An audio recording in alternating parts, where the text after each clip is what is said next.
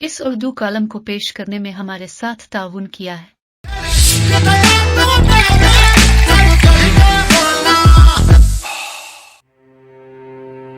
Brussels press club کے پرسکون ماحول میں خالد حمید فاروقی کی آنسو بھری آنکھیں میرا پیچھا کرتی رہیں۔ وہ جب بھی ملتا تو برسلز پریس کلب آنے کی دعوت دیتا۔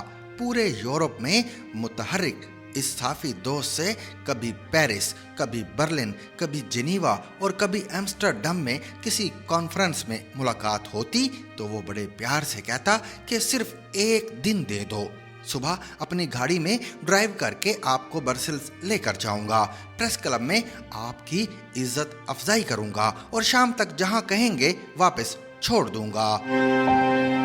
2016 میں مجھے نیدرلینڈ کے شہر دی ہیگ میں فری پریس ان لمیٹڈ کی طرف سے آزادی صحافت کا عالمی ایوارڈ دیا گیا تو خالد حمید فاروقی آنسو بھری آنکھوں کے ساتھ مجھ سے لپٹ گیا۔ پھر وہ ایک کونے میں سسکیاں لے کر رونے لگا تو میں اس کے پیچھے گیا اور پوچھا کہ کیا ہوا۔ اس نے کہا کہ کئی سال سے یورپ میں جیو نیوز کے لیے رپورٹنگ کر رہا ہوں۔ یہاں ہمیشہ پاکستان کے بارے میں بری خبریں ملتی ہیں، لیکن بہت عرصے کے بعد ایک اچھی خبر ملی ہے۔ 2021 میں ایک دفعہ پھر خالد حمید فاروقی سے دی ہیگ میں ملاقات ہوئی۔ اس دفعہ فری پریس ان لمیٹڈ نے بنگلہ دیشی صحافی روزینہ اسلام کے لیے ایوارڈ کا اعلان مجھ سے کرایا۔ ایک دفعہ پھر خالد حمید فاروقی آنسو بھری آنکھوں سے میرے ساتھ لپٹ گیا۔ وہ بہت حساس دل کا مالک تھا اور پاکستان کے بارے میں بہت پریشان رہتا تھا۔ 2 سال پہلے جب مجھ پر پابندی تھی تو خالد حمید فاروقی میرے حق میں ہونے والے ایک مظاہرے میں شرکت کے لیے لندن جا پہنچا اور وہاں سے فون کر کے کہا کہ اگلا مظاہرہ برسلز میں ہے، کم از کم آن لائن شرکت تو کر لو۔ میں نے حامی بھر لی، لیکن پھر اس کا کوئی فون اور پیغام نہیں آیا۔ گزشتہ ہفتے میں برسلز پریس کلب میں داخل ہوا تو خالد حمید فاروقی برسلز کے ایک قبرستان میں ابدی نیند سو رہا تھا، لیکن اس کی آنسو بھری آنکھیں وہاں میری منتظر تھیں۔ برسلز میں مجھے میرا مرحوم دوست بار بار یاد آتا رہا۔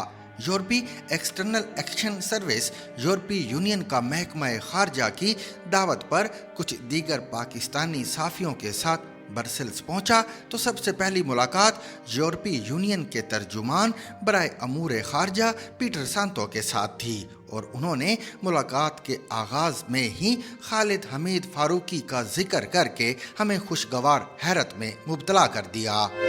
پیٹر سانتو نے خالد حمید فاروقی کا ذکر ایک ایسے کونا مشق صحافی کے طور پر کیا جس کا سب سے بڑا ہتھیار اس کے سوالات ہوا کرتے تھے۔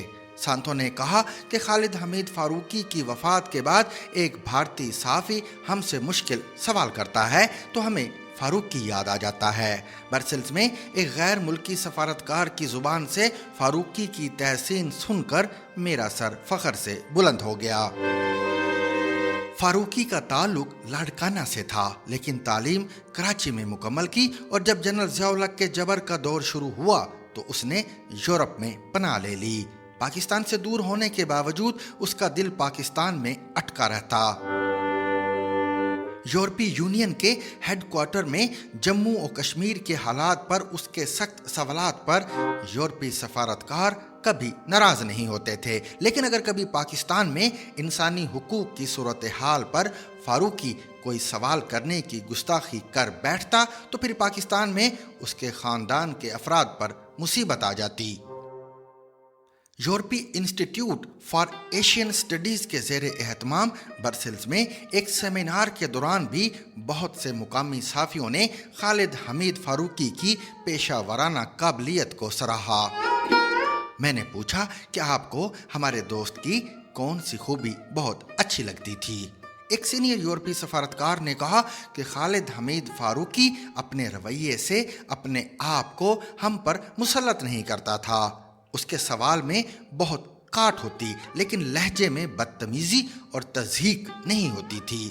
एक और साफी ने कहा कि वो चमगादड़ की तरह माइक के साथ मुखातिब को चिमटता नहीं था, बल्कि एहतराम के साथ सवाल करता और अगर कोई जवाब देने से माजरत करता तो वो रास्ते से हट जाता।